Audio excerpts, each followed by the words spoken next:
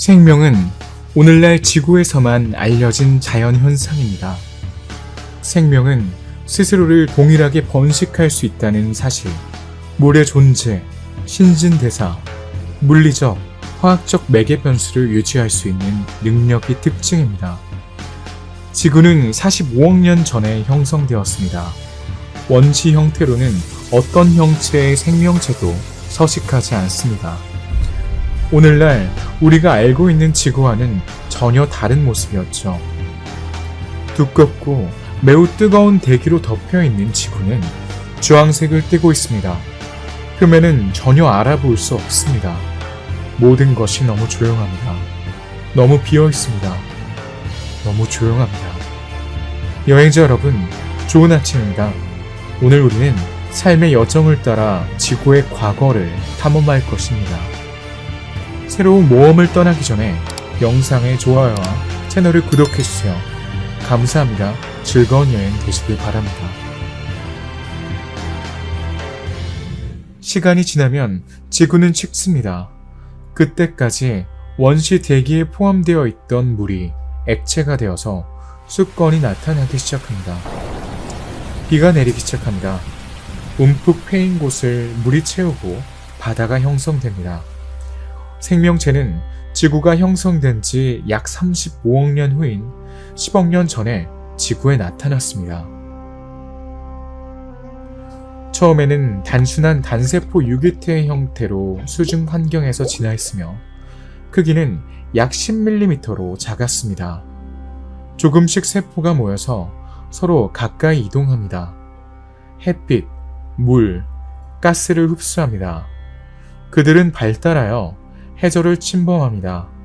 수백만 년이 지나면 세포는 스스로를 완성하고 모입니다.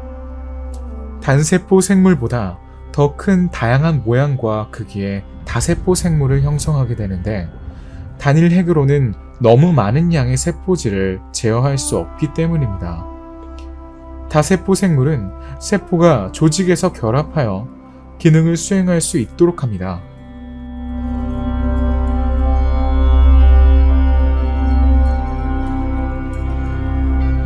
(5억 4천만 년) 전 다양성이 폭발적으로 증가한 캄브리아기 폭발이 일어났습니다. 많은 해양동물종의 진화를 위한 이상적인 조건이 충족되었습니다. 바다에는 해파리, 새우, 벌레와 비슷한 생물들이 가득했습니다. 어떤 종은 서로를 죽이고 점점 더 커지기도 했죠. 심연에서 수면까지 수중 세계는 생명으로 가득 차 있습니다. 초록색 해초는 얕은 바다에서 자라 육지에서 자라는 최초의 식물로 진화할 것입니다. 육지에는 이끼가 가득합니다.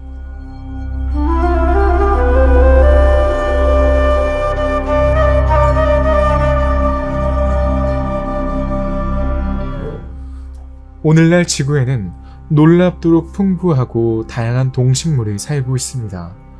하지만 생명의 역사는 평온한 것만은 아닙니다. 인류는 그 어느 때보다 큰 격변을 겪어왔고 그때마다 진화에 영향을 미쳤습니다. 오늘날의 자연의 힘은 더 차분해 보이고 지구는 균형을 찾은 것처럼 보입니다. 하지만 20분마다 한 종의 동물이 지구에서 멸종하고 있습니다.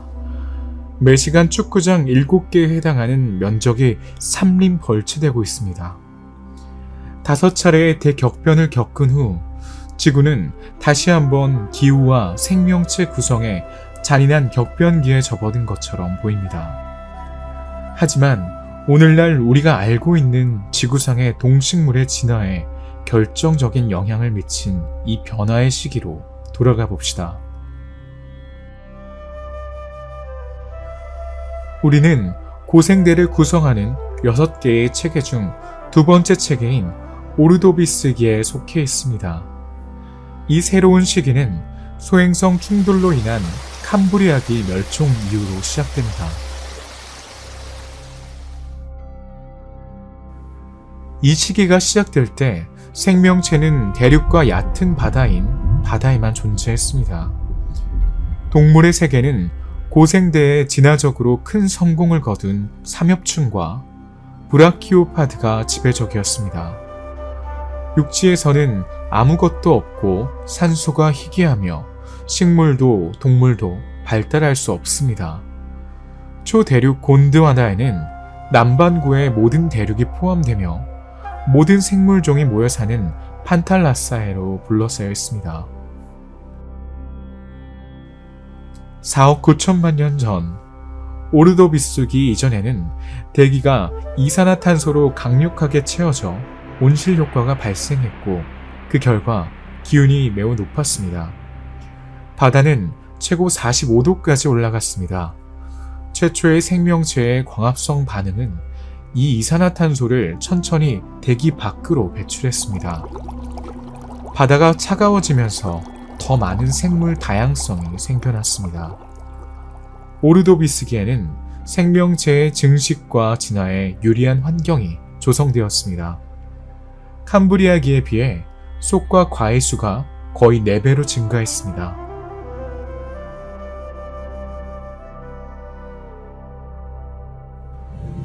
지배적인 종은 삼엽충입니다.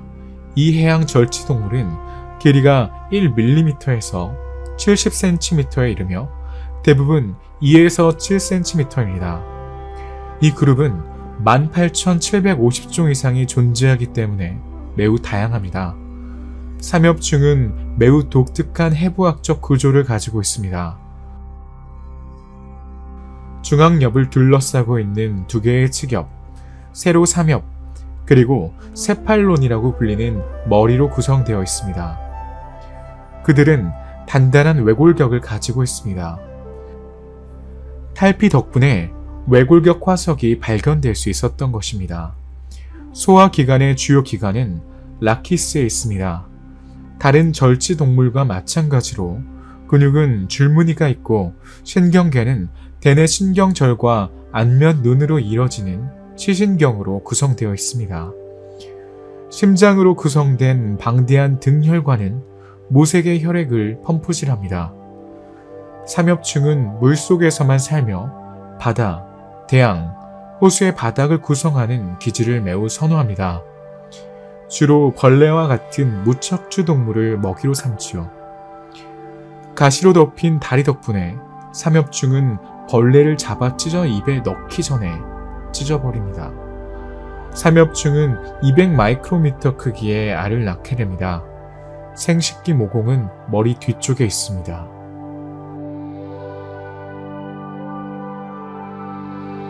브라키오포드는 연체동물의 주요 그룹인 극비동물로 수중에서만 서식하는 원생동물과에 속합니다. 갑각류의 껍질에는 2개의 판막이 있는데 좌우에 위치하는 것이 아니라 복측에 위치한 꽃자루 판막이 더 크고 등측에 위치한 상완 판막이 더 작기 때문에 대칭을 이룹니다. 브라치오포드의 껍질은 동물의 먹이 섭취에 기여하는 입 근처의 기관인 로퍼를 제지하는 데 적합한 나선형 상완 골격의 존재로 구별됩니다. 작은 필라멘트가 작은 구멍에 플랑크톤을 가두어 입 안에 쌓이게 합니다. 브라키오포드는 그 기질에 영구적으로 붙어 살게 됩니다. 지구에서 모든 것이 잘 돌아가고 생명체가 번성하는 동안 지구에서 수천 광년 떨어진 은하수의 끝에서 진화의 끝자락에 있는 별이 초신성으로 폭발합니다. 극에서 강렬한 방사선 에너지가 방출되어 엄청난 양의 감마선을 방출합니다. 10초 동안 감마선 폭발은 태양계 1000개보다 더 많은 에너지를 생성합니다. 이 광선은 초속 3만 킬로미터의 속도로 우주를 가로질러 지구에 도달합니다. 그들은 먼저 대기를 통과하여 공기 분자를 소멸시킵니다. 폭발 후 10초 만에 평온으로 돌아왔지만 각 종의 미래는 이제 위협을 받고 있습니다. 한낮에 태양 옆에 두 번째 별이 빛나고 초신성이 빛나고 사라지기 전에 몇 달 더 빛날 것입니다.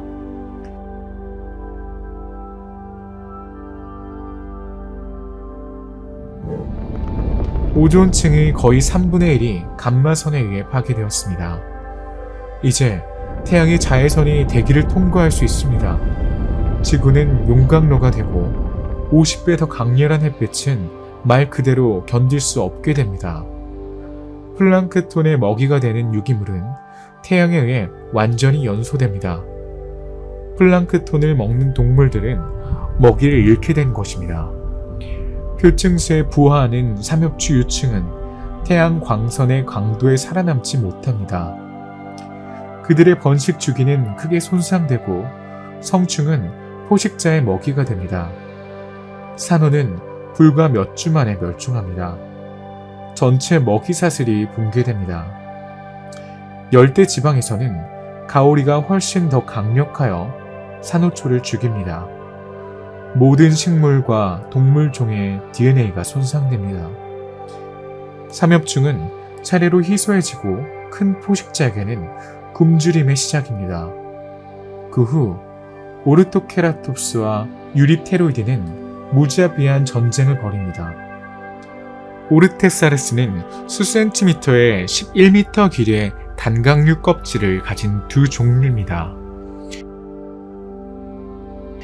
이들은 고생대 오늘날의 전갈과 닮아 바다 전갈이라고 불리지만 몸 길이가 최대 2m에 달할 수 있습니다. 동물입니다. 대기 중에서는 질소와 산소 분자가 거꾸로 뒤집혀 해로운 가스인 이산화질소로 변합니다.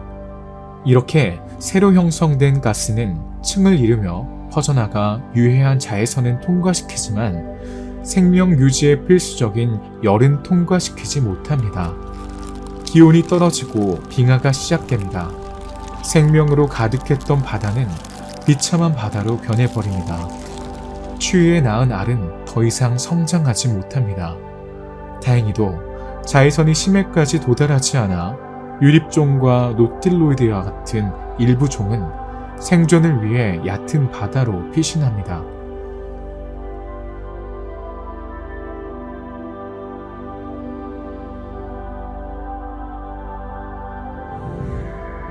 (500여 년) 후 지구상의 모든 형태의 생명체가 위협을 받고 있으며 동물의 3분의 1이 이미 사라졌다는 놀라운 보고서가 나옵니다.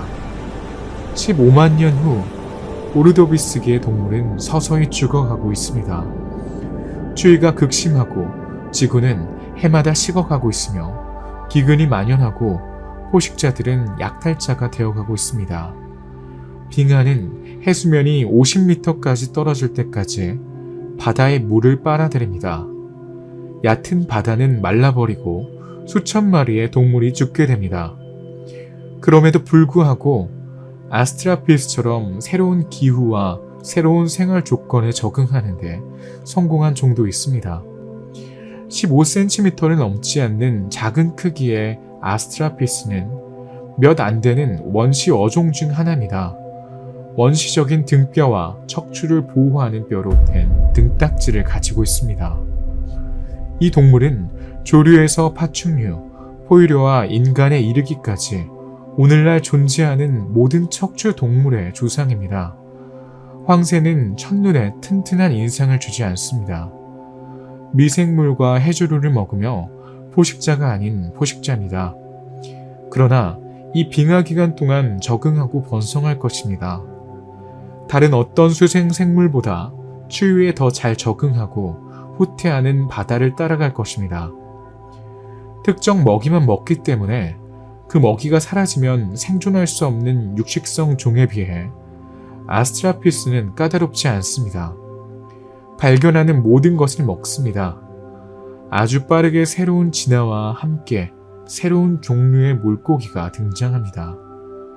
동맥과 근육은 음식물의 분류와 흡수를 용이하게 하는 첫 번째 아가미를 형성하고 나중에 척추 동물의 턱을 제공하게 될 것입니다. 유로피테리드는 또한 바다의 움직임을 따라 먹이 사슬에서 오르토세라를 대신하여 생존합니다. 추위가 지속되고 거대한 빙산이 수면 아래에 형성되어 경로에 있는 모든 것을 파괴합니다. 수중 서식지가 줄어듭니다. 감마선 폭발 50만 년 후 동물계의 3분의 2가 사라졌습니다. 화산에서 발생하는 이산화탄소의 점진적인 기여 덕분에 지구의 온도는 마침내 다시 상승하기 시작했습니다. 빙하가 조금씩 녹고 있습니다. 이 새로운 기후변화는 동물들을 혼란에 빠뜨리고 다시 적응을 강요합니다. 이 멸종으로 인해 종의 70%가 지구 표면에서 영원히 사라집니다.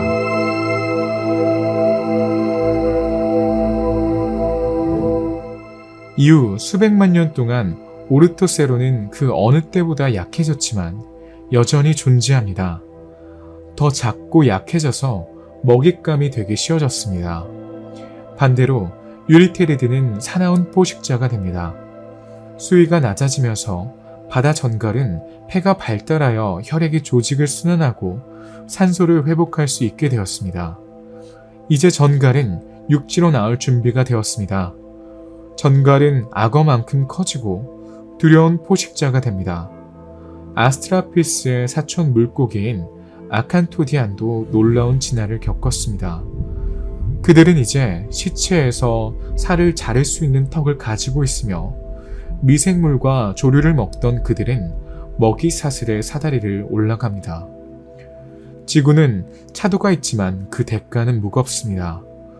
지구는 점차 열대 기후를 되찾고 있으며 수위가 상승하고 수생서식지가 재창조되는 것을 목격하고 있습니다. 오늘날 우리가 알고 있는 모든 물고기는 이 시기에 출현한 종에서 유래했습니다. 하지만 지구는 곧 또 다른 대격변을 겪게 될 것입니다.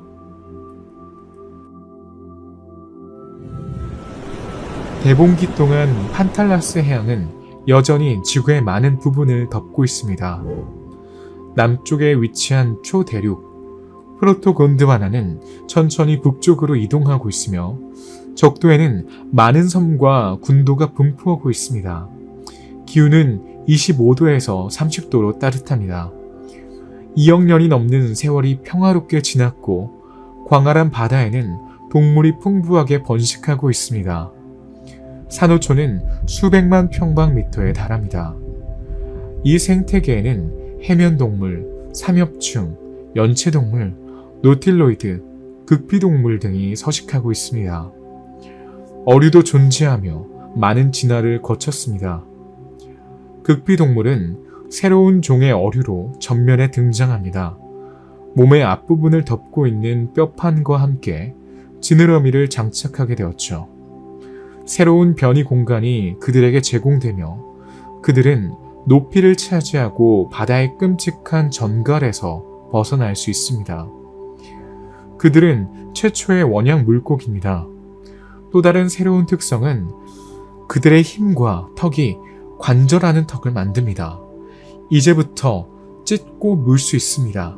모장을 하고 해를 끼칠 수 있는 이 수강류는 손이 닿는 모든 것을 사냥하는 뛰어난 포식자입니다. 이때부터 수생 척추동물은 오늘날에도 척추동물의 50%를 차지하는 방사 지느러미를 가진 물고기와 야외에서 호흡할 수 있는 폐를 장착하고 훨씬 그 후엔 네발 동물로 진화하는 살진 지느러미를 가진 물고기로 크게 두 부류로 나뉘게 됩니다.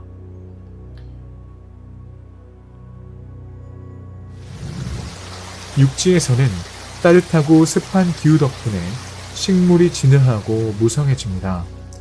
양치류와 지류가 풍부하고 작은 곤충이 번성합니다. 확산을 제한하는 초식 동물이 없으면 초목이 풍부하고 최초의 숲이 나타납니다. 최초의 화력수 식물이 나타나고 동시에 대기를 산소로 풍부하게 하는 광합성 반응이 일어납니다. 최초의 원시 다리는 포식자로부터 보호하기 위해 강, 석호, 맹그로브의 물에서 피난처로 인도되기 때문에 특정 물고기에서 발달합니다. 이 얕은 물에서는 뿌리와 초목이 서로 얽혀 있어 물고기가 지느러미를 다르게 사용해야 하는 비좁은 공간이 만들어집니다. 지느러미는 달라붙고 퍼지고 납작해져서 더 이상 헤엄치는 데 유용하지 않게 되었고 수백만 년 만에 원시 다리로 진화합니다. 대본기 말에 다육 지느러미를 가진 일부 물고기는 틱타알릭과 같은 네발 동물로 진화했습니다. 틱타알릭은 물고기와 네발 동물 사이의 중간종입니다.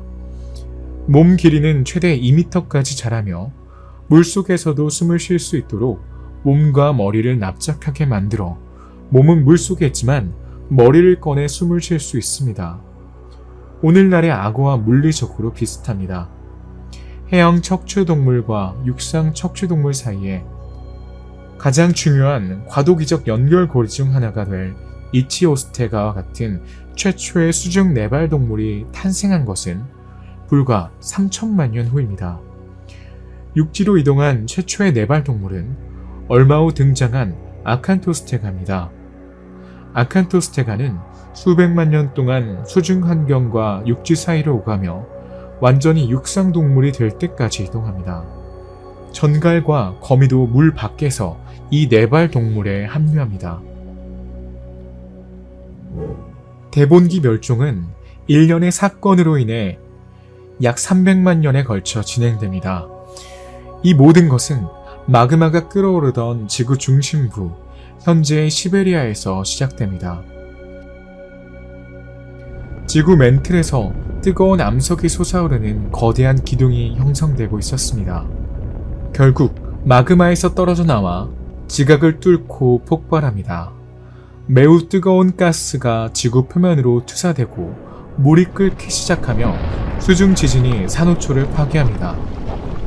거대한 분출은 핵폭탄 1000개에 해당하는 에너지로 60제곱킬로미터의 지역에 도달합니다. 주변에서는 수백만 마리의 물고기가 열에 의해 죽습니다. 거대한 연기는 지구 정복을 계속합니다. 번영을 누렸던 동물의 왕국은 전멸합니다. 지각판의 활동이 격렬해집니다. 해저에 균열이 생기고 새로운 해양 지각과 수중 화산이 형성되는 것입니다. 깃털의 또 다른 결과는 용융용암이 해수와 접촉하면 철, 마그네슘, 금, 은, 독성 물질과 같은 많은 금속을 방출하기 때문에 바다를 독살한다는 것입니다. 모든 것이 종말이 가까워지고 지구가 다시는 예전과 같지 않을 것이라고 믿게 만듭니다.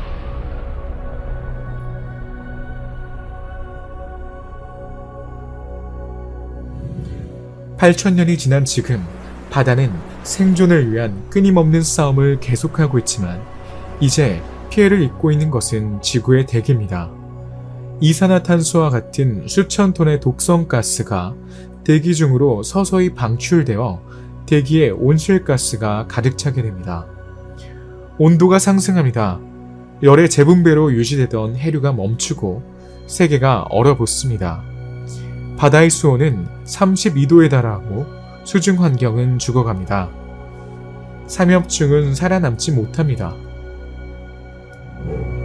25만 년이 지난 후에도 거대한 연기는 계속해서 화산 분출을 일으킵니다. 식물은 이러한 조건을 이용해 번식하고 풍성하게 자랍니다.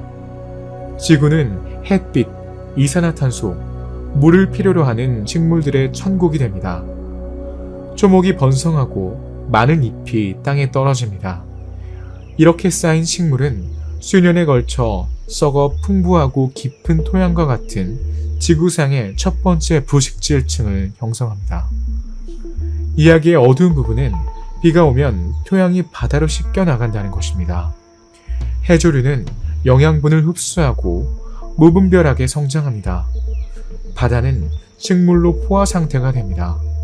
적도 북쪽의 바다는 박테리아 슬러지에 불과하며 공동 묘지처럼 보입니다.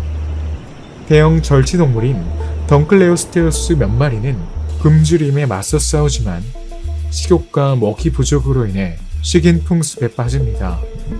동물계가 멸종하는 것처럼 보이지만 일부 저항력이 강한 종은 새로운 세계에 적응하기 위해 놀라운 방법을 개발하고 있습니다. 호주의 마터피스 씨가 그 예입니다. 한 손에 들어오는 이 작은 물고기는 이빨로 조개 껍질을 부술 수 있습니다. 하지만 그 힘은 다른 곳에 있습니다. 이 태생 물고기는 뱃속에서 새끼를 보호합니다. 지구에서 가장 혹독한 시기에도 살아남을 수 있는 근본적인 특징입니다.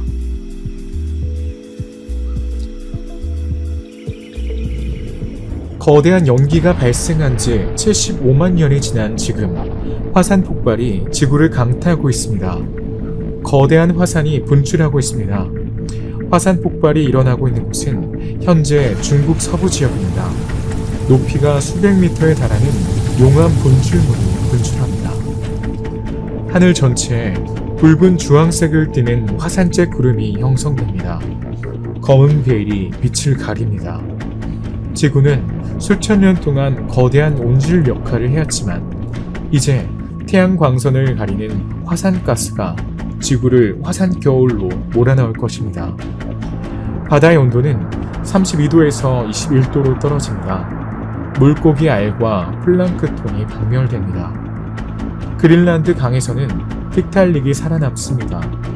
그러나 첫눈이 내리면 그들은 놀라게 됩니다. 열대성이었던 지구가 식고 얼어붙은 물은 틱탈릭을 죽음으로 몰아넣습니다. 그들은 완전히 사라질 때까지 조금씩 멸종하게 됩니다.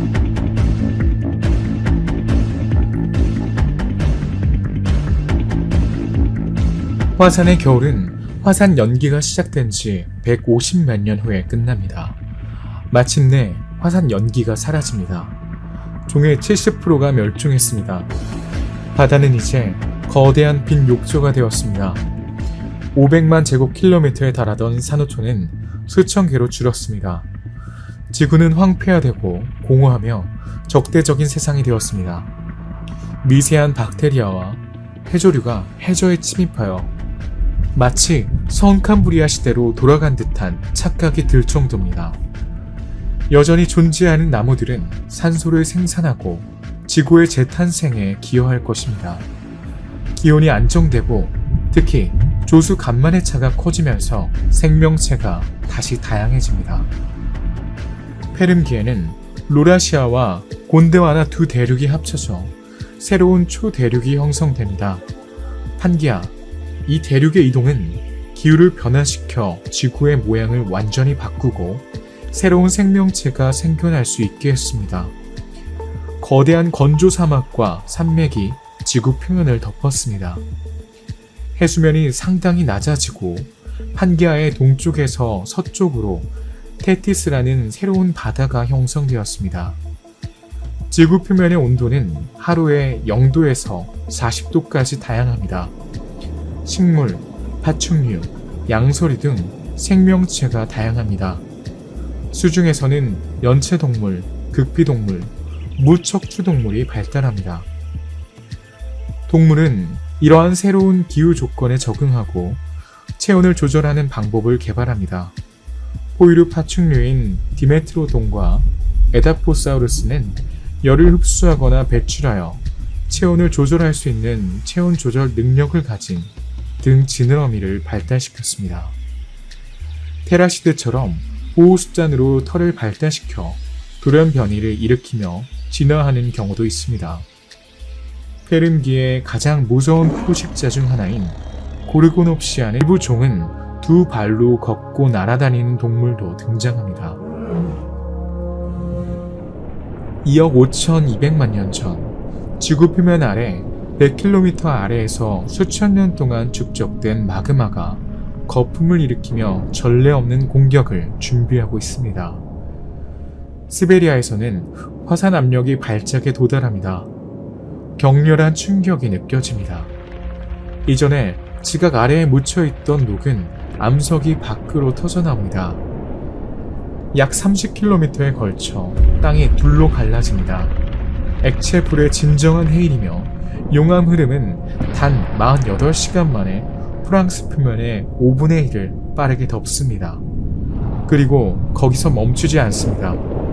대부분의 화산은 활동 기간 사이에 폭발하고 멈추지만 시베리아 트랩스의 분화는 수년에 걸쳐 계속된 현무암 분출로 나타납니다.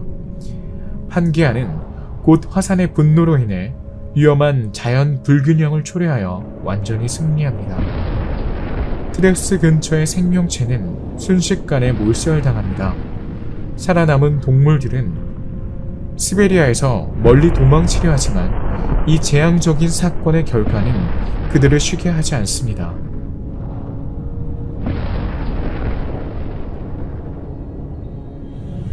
화산 폭발 후 10년이 지난 지금 대기 중에 축적된 화산가스가 기후변화를 일으키고 있습니다. 이산화탄소와 유황이 지각에서 방출됩니다. 햇빛이 가려지고 갇힌 열로 인해 수십 년 동안 불안정한 날씨 패턴이 나타납니다. 냉각과 온난화가 번갈아가며 삶의 균형은 깨집니다. 지구의 모든 지역이 영향을 받습니다. 시베리아에서 24,000km 떨어진 남아프리카 공화국에서는 생존자들이 숨쉬기조차 힘들어하기 시작했습니다. 온도가 몇 도 상승하고 산소 수준이 떨어집니다.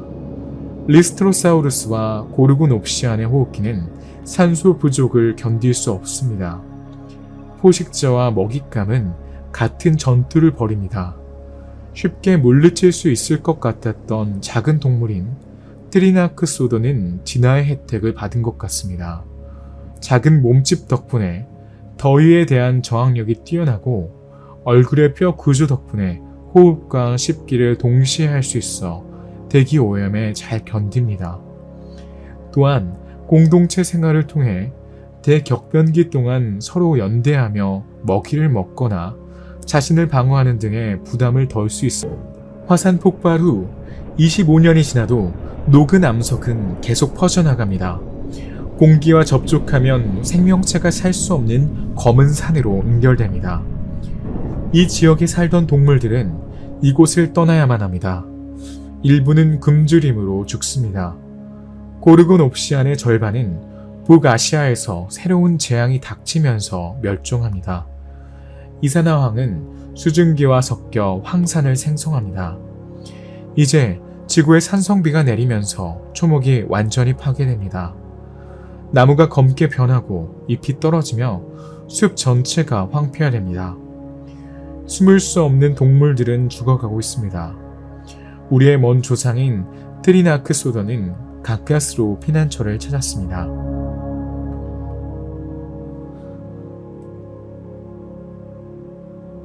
대격변이 시작된 지 50년이 지난 지금도 화산의 폭발은 그 흔적이 남아 있습니다. 시베리아 트랩스는 석탄 매장지에 위치해 있습니다. 여기에 포함된 메탄은 갑자기 방출되어 이산화탄소보다 훨씬 더 강력한 온실 효과를 증가시키는데 도움이 됩니다. 온난화가 가속화되고 먹이 사슬의 기반이 되는 식물의 열에 의해 죽어가고 기근이 시작됩니다. 훨씬 적은 에너지를 소비합니다. 트리낙소드는 청소부가 되어 유해, 곤충, 양서류 등을 먹이로 삼습니다. 화산 폭발 후 1만 년이 지난 지금 지구의 생명체는 완전히 멸종 위기에 처해 있습니다. 봄 몬순과 관련된 홍수는 수백만 톤의 죽은 식물을 바다로 운반하여 열의 영향으로 썩어가는 거대한 매립지로 변모시킵니다. 바다의 산소는 부족해지고 바위는 검게 변합니다. 해저는 시체로 뒤덮이고 박테리아만 살아남습니다. 해양 생태계를 지배하던 대부분의 종들이 사라졌습니다. 산소를 비우면서 바다는 대기 중에 다량으로 존재할 경우 유해한 가스인 황화수소를 생성하는 완전히 다른 종류의 미생물을 맞이하게 됩니다. 바람에 의해 전파되는 황화수소는 지구 전체를 오염시켜 멸종 후 15만 년이 지난 지금 용암 흐름의 깊이는 1600m에 이르렀습니다. 아직 살아남은 극소수의 종들은 계속해서 적응을 시도하고 있습니다. 리스트로사우루스는 이제 몸집이 작아져 먹이나 물 없이도 더 오래 생존할 수 있게 되었습니다. 그들의 길은 다른 무리의 길과 교차하고 그들의 만남은 새롭고 더 강한 세대를 낳을 것이며 그중 화산 폭발 120만 년 후 모든 형태의 생명체는 멸종한 것처럼 보입니다. 전부 혹은 거의 전부 소수의 생존자들은 생명체가 번성할 쇼새가 태어났습니다. 트리나크 소련은 또한 대격변에서 살아남았는데 이는 이후 인류의 출현에 결정적인 역할을 했습니다. 페름기 대량 멸종은 지구 역사상 가장 파괴적인 대멸종입니다. 척추동물, 식물, 곤충 등 육상 생물의 70%와 해양 생물의 95%를 포함하여 모든 생명체의 95%가 사라졌습니다. 현존하는 파충류 90종 중 89속이 살아남지 못합니다. 이것은 진화의 역사에서 엄청난 퇴보입니다. 페름기 멸종으로 고생대는 끝났습니다. 이제 우리는 파충류의 시대라고도 불리는 중생대에 살고 있으며 그 첫 번째 시기는 트라이아스기입니다. 트라이아스기는 해양, 육상 생물의 95%가 영원히 사라지면서 생물 다양성이 급격히 감소한 페름기 대멸종 이후 시작됩니다. 지구는 아직 개척되지 않은 광활한 대지입니다. 이제 소수의 생존자들이 발전하고 번성할 수 있게 되었습니다. 지구는 지각판이 합쳐져 유일한 초대륙을 형성했습니다. 판게아. 광활한 판탈라사 바다가 판게아를 둘러싸고 있으며 해안선을 습하게 만드는 데 기여합니다. 내부는 건조합니다. 거대한 온실처럼 지구에서 뜨겁습니다. 로르시아와 프로토곤드와나 두 대륙의 충돌로 만들어진 헤르시니아 산맥은 판게아의 기후 변화에 기여한 유일한 산맥입니다. 이 산의 높이가 구름을 차단하여 적재적소에 강수를 내리게 합니다. 그 결과 판게아는 북쪽에는 구름이 있는 덥고 습한 기후와 남쪽에는 구름이 없는 덥고 건조한 기후의 두 가지 유형을 가지고 있습니다. 헤르시니아의 사슬의 북쪽 경사면은 초목과 동물계의 발달에 훨씬 더 유일합니다. 초목 측면에서 우리는 이끼, 종자식물, 양치류, 기타 말꼬리를 발견합니다. 식물계는 동물계보다 페름기 멸종의 영향을 덜 받았지만 화석화된 줄기가 특징인 대본기, 시길라리아, 레피도드렌돈 등이 사라지는 것을 목격했습니다. 판게아의 식물이 다시 풍성해지고 초목이 푸르러지는 데는 불과 수천 년밖에 걸리지 않을 것입니다. 동물의 경우 대다수의 종이 사라지면서 수많은 생태적 틈새가 사라졌습니다. 살아남은 종들은 이동해야 하고 동물들은 이 새로운 환경을 정복할 것입니다. 시간이 지남에 따라 그들은 적응하고 멸종으로 인해 서식하던 생물종의 95%가 사라지는 등 큰 피해를 입었습니다. 그럼에도 불구하고 생명은 다시 시작되었고 바다에는 새로운 종류의 현대 산호, 연체 동물 및 많은 어종으로 점차 다시 채워지고 있습니다. 수천만 년 만에 다시 바닷속에서 생명이 넘쳐났지만 고생대만큼 풍부하지는 않았습니다. 상어의 먼 사촌인 콘드리치티안이 등장합니다. 이 물고기는 한 쌍의 지느러미, 그늘, 뼈가 아닌 연골로 구성된 골격이 특징입니다. 하이보돈트는 해양 환경에서도 발견됩니다. 트라이아스기 전반에 걸쳐 뚜렷하게 진화했습니다. 처음에는 약 20에서 30cm의 작은 몸집으로 작은 먹이를 먹었죠. 수백만 년 후 해안의 염분에 적응하고 다양해지면서 몸 길이가 최대 3m에 달할 정도로 커졌습니다. 그들은 찢을 수 있고 부술 수 있는 이빨을 발달시켰습니다. 그 후 해양 파충류가 등장하기 전까지 해양 먹이 사슬의 최상위권을 차지했습니다.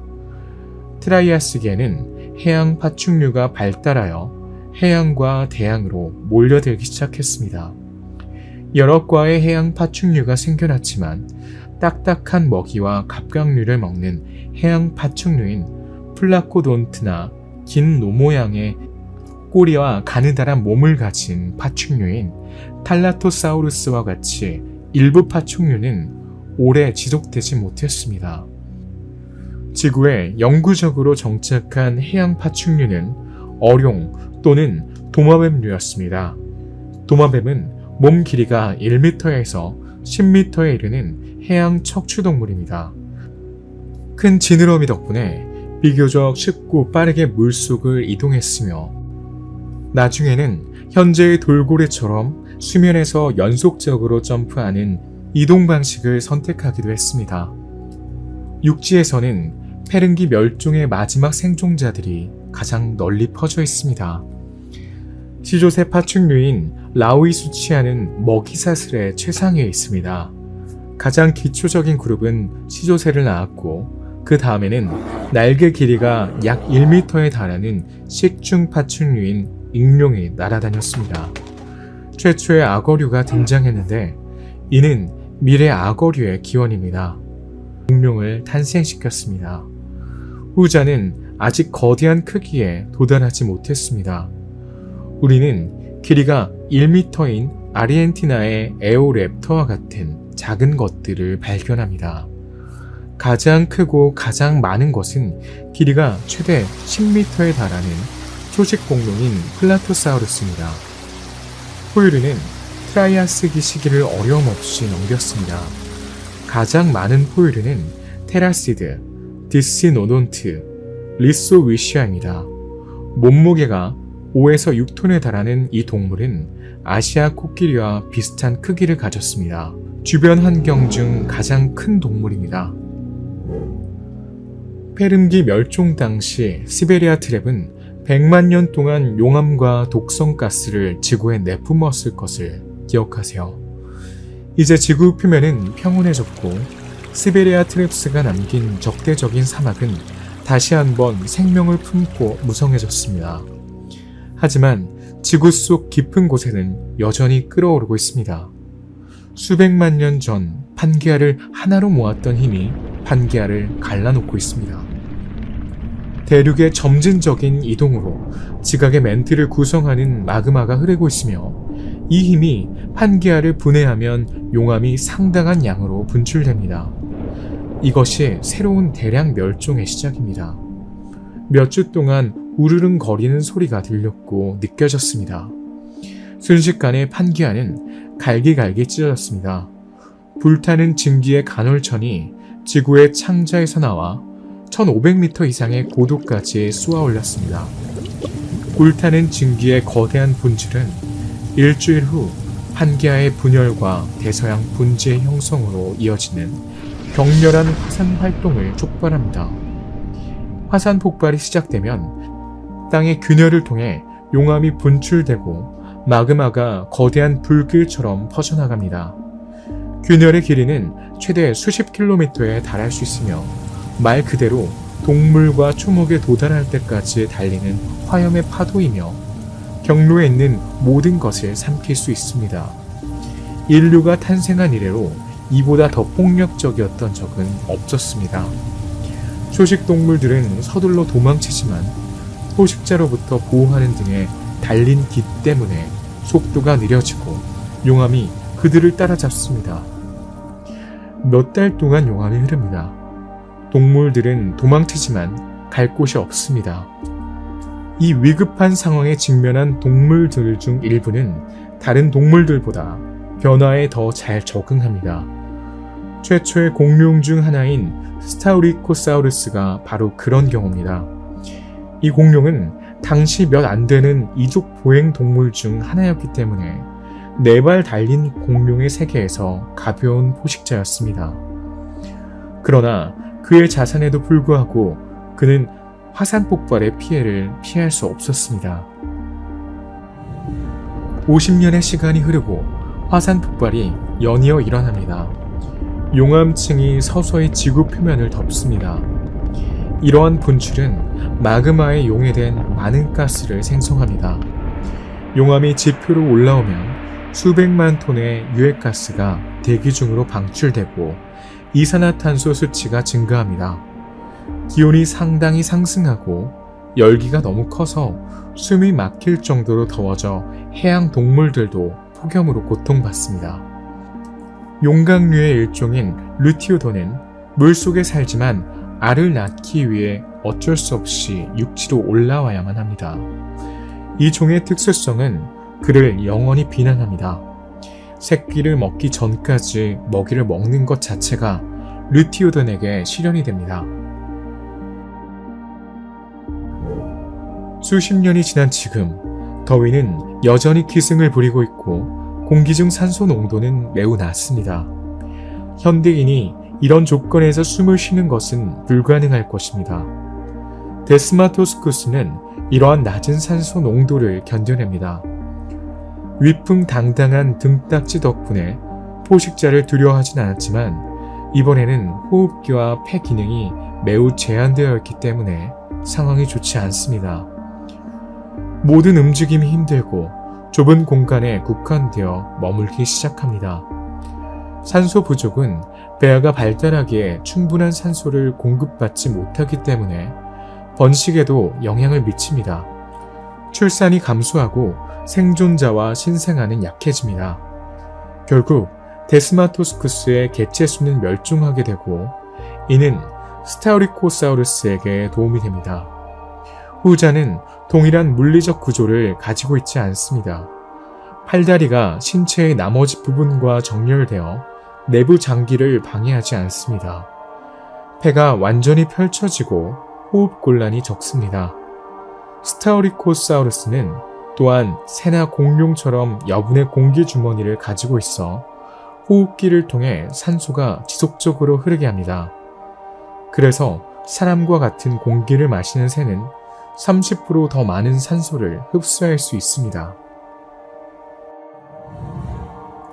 세월이 흐르고 균열이 계속해서 나타납니다. 판게아의 표면은 죽어가고 새로운 세상이 서서히 모습을 드러내고 있습니다. 5만 년이 지났습니다. 풍경은 알아볼 수 없습니다. 하늘은 붉고 대기는 산소가 약해졌지만 이산화탄소가 매우 풍부합니다. 모든 것이 마른 지평선이며 여기저기 불이 잠재합니다. 재해폭풍은 모든 것을 파괴합니다. 판게아의 담수는 진해집니다.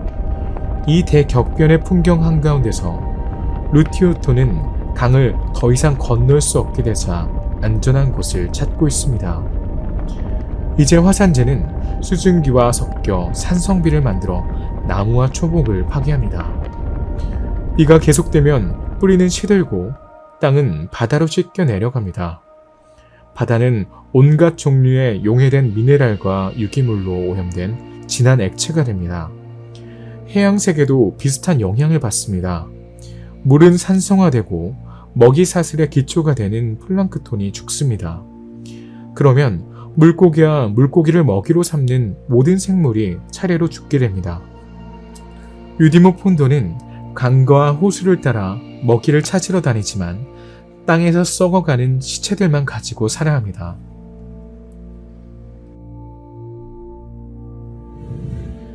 대재앙이 시작된 지 7만 년이 지난 지금 지구는 새로운 얼굴을 하고 있습니다. 많은 유기체가 사라졌고 박테리아처럼 상황을 이용해 확산하는 생명체도 있습니다.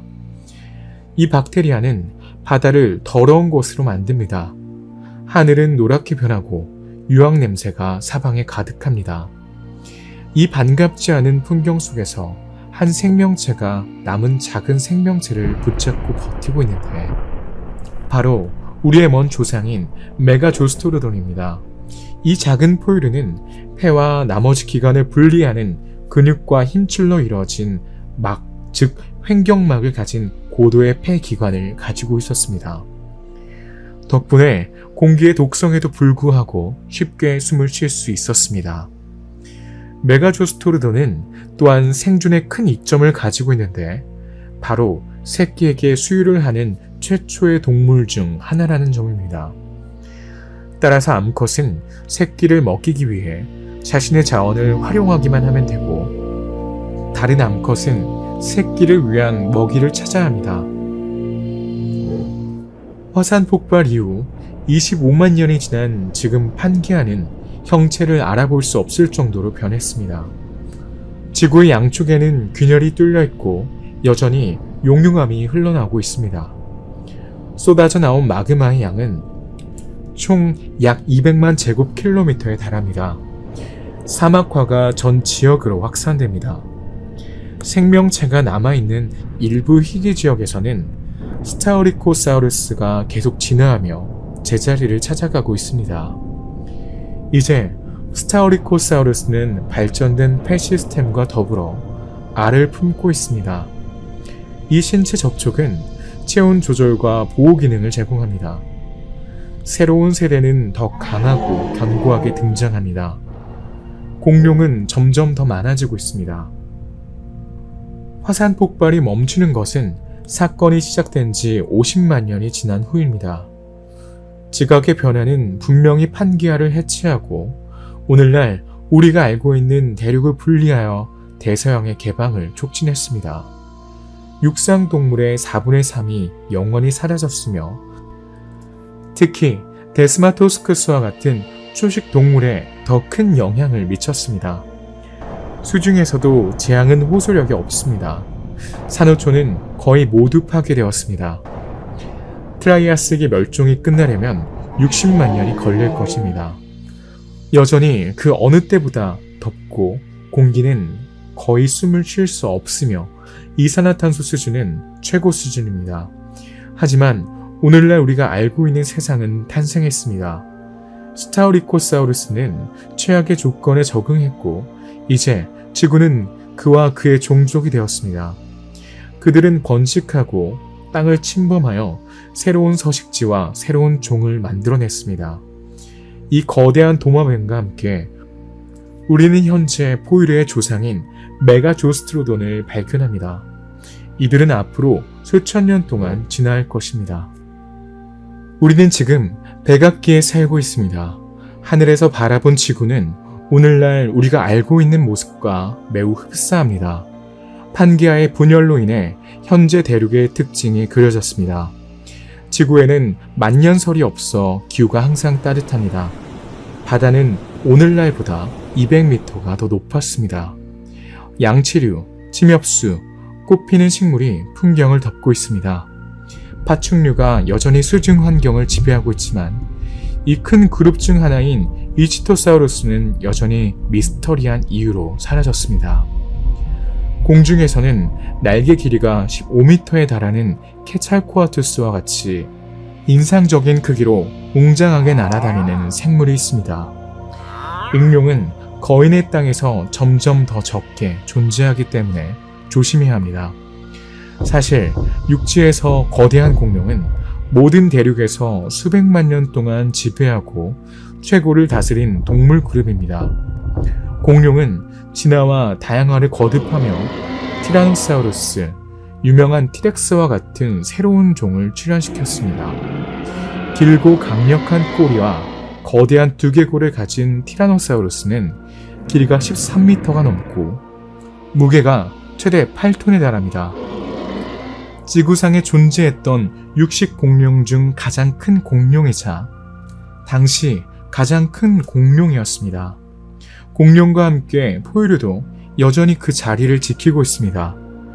크기가 작은 포유류는 쥐보다 크지 않으며 공룡 중 가장 작은 공룡은 1.2m에 달합니다. 현재 지구에는 200만 종의 동물이 함께 살고 있습니다. 유명한 대격변이 일어나기 수십만 년 전, 오늘날 인도 수준에서 예외적인 화산이 일어났습니다. 그 이름은 뭘까요? 바로 데칸의 함정입니다. 100만 년이 넘는 기간 동안 용암이 지표면에서 떨어지면서 200만 세제곱킬로미터가 넘는 용암이 흘러내렸고 어떤 곳에서는 그 길이가 800km가 넘었습니다. 이러한 현무암류는 대량의 이산화탄소와 이산화황을 대기로 배출하는데 이 두 가지 가스는 기후를 변화시킬 가능성이 높습니다.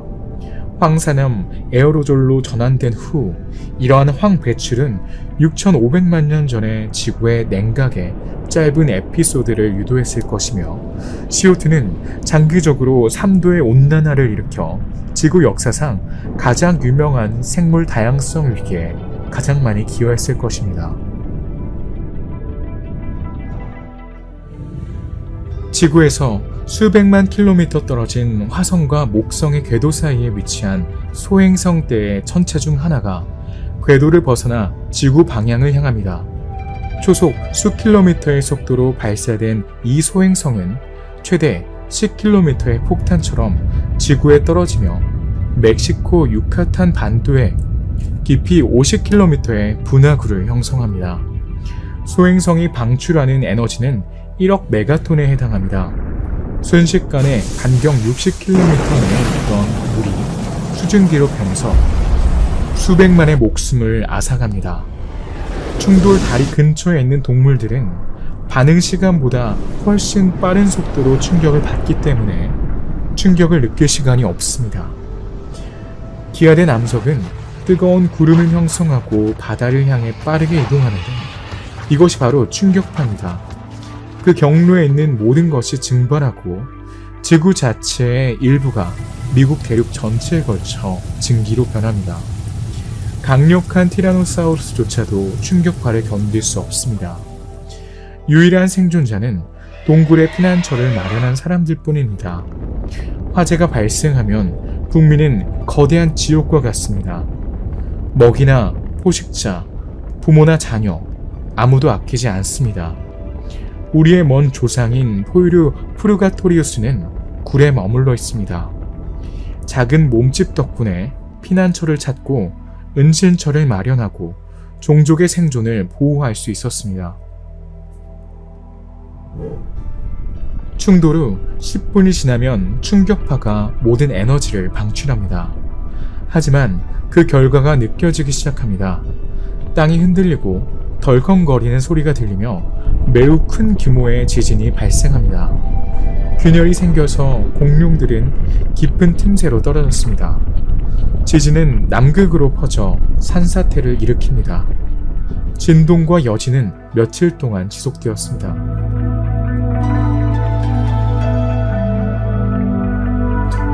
소행성은 계속해서 파괴적인 현상을 일으킵니다. 충돌한 후 1시간도 채 지나지 않아 거대한 쓰나미가 산맥 크기인 시속 1000km의 속도로 해안으로 향하고 있습니다. 해안에서 동물들은 바다가 멀어지고 수평선에 선이 점점 가까워지면서 커지는 것을 봅니다. 쓰나미가 육지를 덮치면서 나무와 동물, 잔해물을 집어삼켜 지형 곳곳에 흩어집니다. 진폭이 수백 미터에 달하는 이 파도는 수생 동물도 아끼지 않고 지구를 휩쓸고 지나갑니다. 최대 17m까지 자라는 모사사우루스는 해류에 휩쓸려 해안으로 밀려나 죽음을 기다립니다. 파도는 300m 이상의 구멍을 파는 저지대를 잠기고 그 후 새로운 풍경을 파는 힘으로 물러나게 됩니다.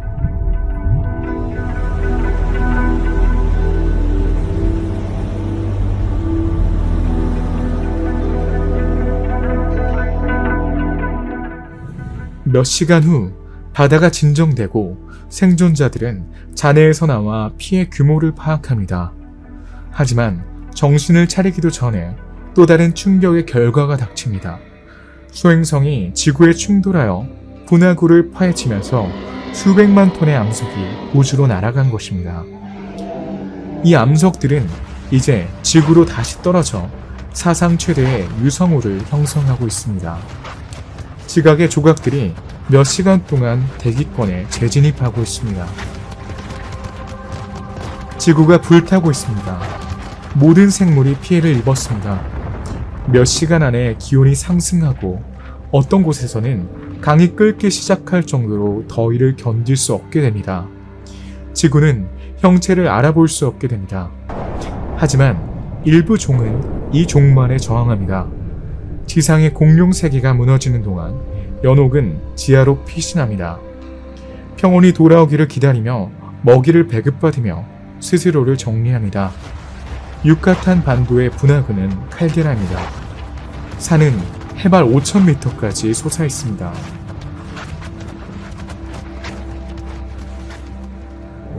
소행성 충돌 1년 후 지구는 모든 생명체가 거의 사라졌습니다. 이 5번째 대량 멸종 동안 종의 70%가 사라졌습니다. 몸무게가 25에서 30kg을 초과하는 가장 작은 동물은 살아남을 수 있었습니다. 바다에는 대형 해양 파충류와 대부분의 어류와 플랑크톤도 사라졌습니다. 숨어있던 작은 포유류가 결국 밖으로 나왔습니다. 거북이, 뱀, 악어 역시 바다 깊숙이 굴을 파고 동명과 단식을 오랫동안 할 수 있는 능력으로 가죽을 보존했습니다. 영장류의 가장 오래된 대표자 중 한 명인 연옥은 복수를 할 수 있으며 공룡의 먹이였던 그는 이제 이 새로운 땅에서 두려움 없이 배회할 수 있었습니다. 그 다음 시대인 고생대의 중요한 방사선은 포유류의 출현과 나중에 호모사피엔스의 출현에 중요한 역할을 했습니다. 포유류가 지배적인 종이 되었습니다. 공룡의 후손 중 유일하게 살아남은 것은 새입니다.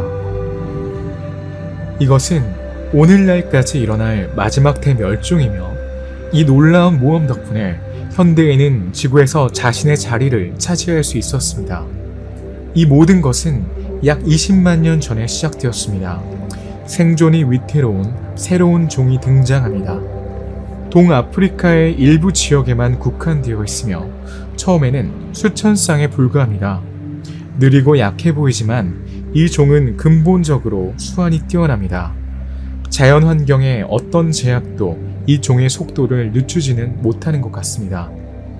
강과 산맥을 가로질러 먹이가 있고 생존에 적합한 기후가 있는 다른 지역으로 점차 서식지를 넓혀갑니다. 이 종은 정착하는 곳마다 적응하고 스스로를 재창조합니다. 이 종은 그 범위를 확장하고 있습니다.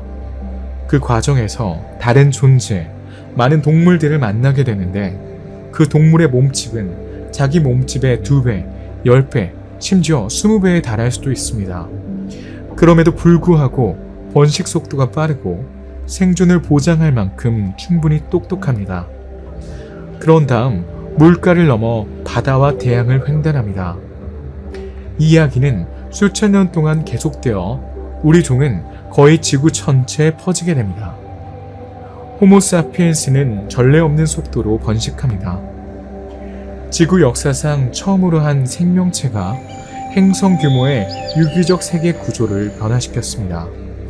인간은 농업을 통해 스스로를 먹여 살리기 위해 숲을 제거합니다.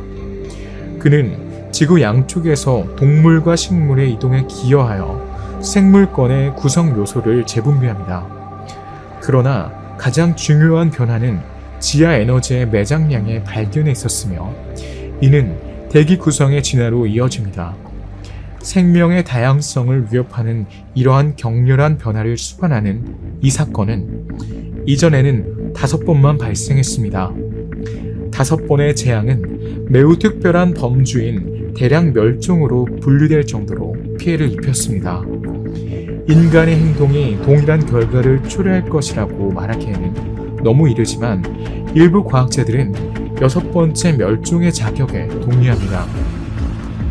한 세기가 넘는 기간 동안 인류는 삶의 질과 기대 수명을 향상시켜 왔지만 지구가 그렇게 나빠지고 있다고 어떻게 상상할 수 있을까요? 대량 멸종 또는 생물학적 위기는 지구 전체에서 동식물을 포함한 생물 다양성의 60% 이상이 갑작스럽고 동시에 사라지는 현상을 말합니다. 지질학적 시간 척도에 비하면 비교적 짧은 기간이며 수백만 년에 해당합니다.